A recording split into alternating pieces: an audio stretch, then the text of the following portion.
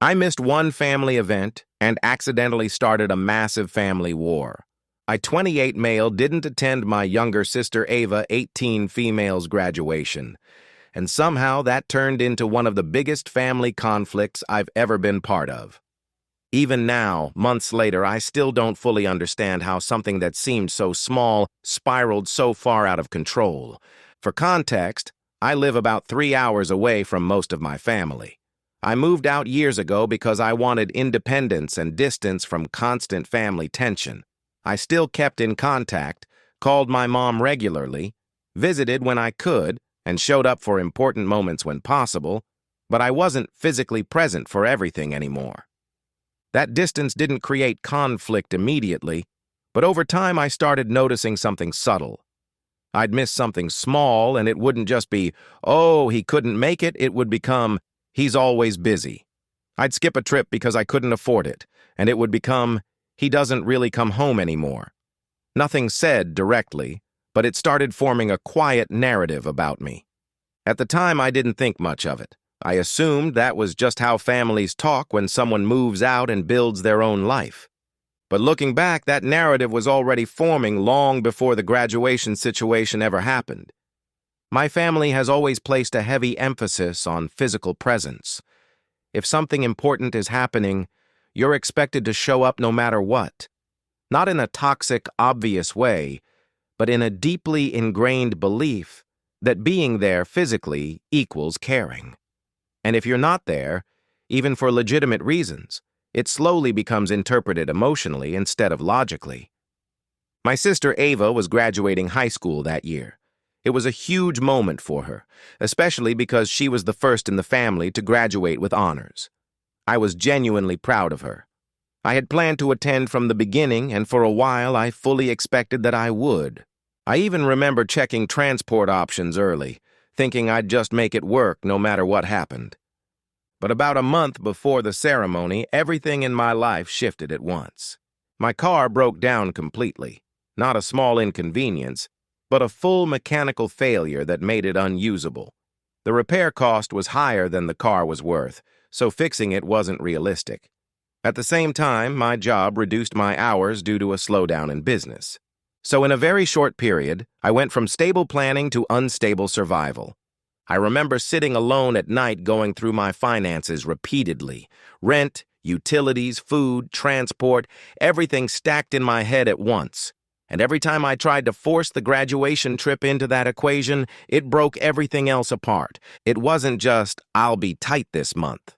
It was, "I might fall behind and struggle to recover for weeks." So I made the decision not to go. I called my mom 50 female first and explained everything. I kept it simple and factual. She didn't argue with me, but she sounded disappointed in a way she was trying not to show too strongly. Then I told Ava directly. Her reaction actually made things easier at the time. She laughed and said graduations were boring anyway, told me not to stress, and said she'd send pictures and we'd call after. That reaction made me believe everything was okay, so I left it there. That was the moment things felt settled. But it wasn't. A few days later, my Aunt Denise, 45 female, called me. The tone was different immediately. Not angry at first, but already carrying judgment underneath the surface. She asked if I was really not coming. I explained everything again. The car situation, the job cuts, the financial pressure. I went into more detail this time because I thought maybe she just didn't understand the severity of it. There was a long pause after I finished speaking. Then she said, "People make sacrifices for family." It wasn't loud. It wasn't emotional. But it didn't feel like a conversation either. It felt like a conclusion that had already been decided before I spoke. After that call, I started second-guessing myself more than I expected. I kept reopening travel options, checking if I had missed something, trying to see if there was any possible way to force it without destroying my finances. But every version of the math led to the same outcome. If I went, I would pay for it afterward. So I stuck with my decision. On the morning of the graduation, I texted Ava early. I told her I was proud of her and that she was going to do great. She replied quickly, sent pictures of her getting ready, and seemed genuinely happy. Later, we even FaceTimed briefly before everything started. She looked excited, completely normal, no tension at all. In that moment, I genuinely believed I had made the right choice under the circumstances. I thought that was the end of it. But it wasn't even the beginning of what was coming. At the graduation dinner afterward, someone casually asked where I was. That question on its own wasn't important, but it created a pause in the conversation. My Aunt Denise responded with something like me, having better things to do. Not a direct attack, but enough to shift the tone in the room. And once that tone shifted, everything else started building on top of it. At first, it was small comments. Someone saying I should have tried harder. Someone else saying family doesn't miss events like this. Then older events started getting pulled into the discussion. Times I missed holidays. Times I couldn't afford to travel.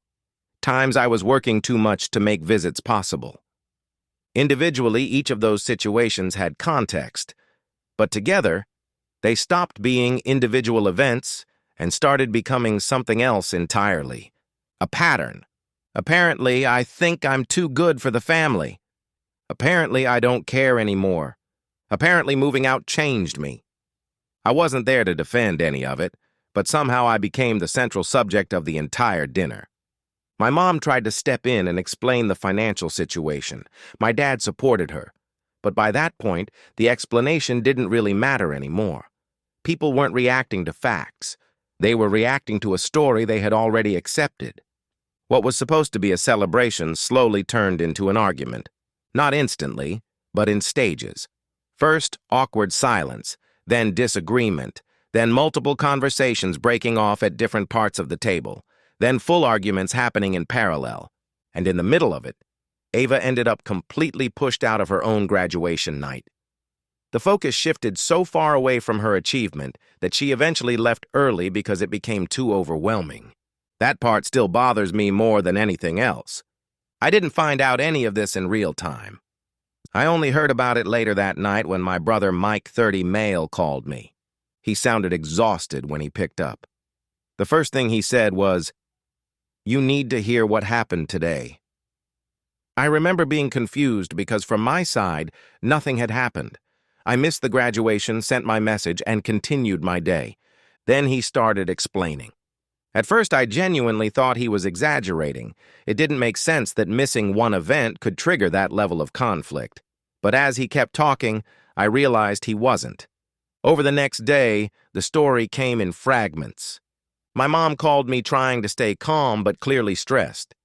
My aunt sent long messages about respect, responsibility, and family values. Other relatives reached out with their own interpretations, each slightly different but emotionally charged in the same direction. Some were angry, some were disappointed, some were trying to stay neutral but clearly influenced by what they had heard from others. But all of them had the same underlying message. I had become the center of a major family conflict I wasn't even present for. That realization stuck with me more than anything else. Because I wasn't there. I didn't speak. I didn't argue. I didn't contribute anything. And yet I was being treated like the cause of everything that happened.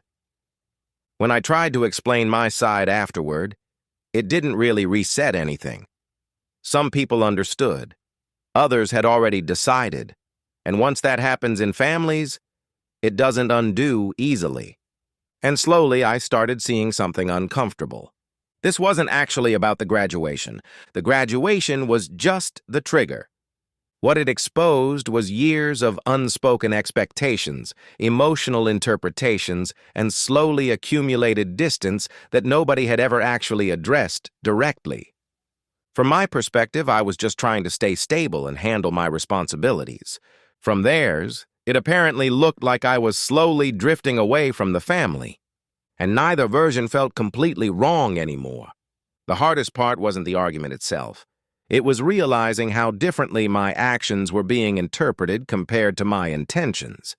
Because I never expected missing one event could carry that much weight. But in my family, it did. And even now, I still don't know if I was unfairly judged, or if I underestimated just how much distance had quietly built up between all of us over the years.